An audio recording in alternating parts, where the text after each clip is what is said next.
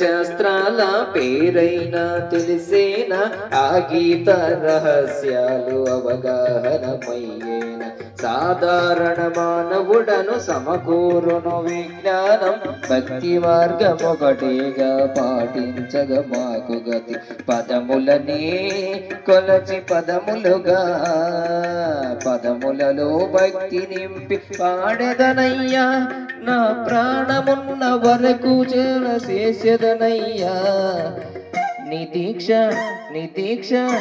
దీక్ష తీసుకున్న నిమిషములోనే నాలో నవ్వు పొంగెను నవ చైతన్యం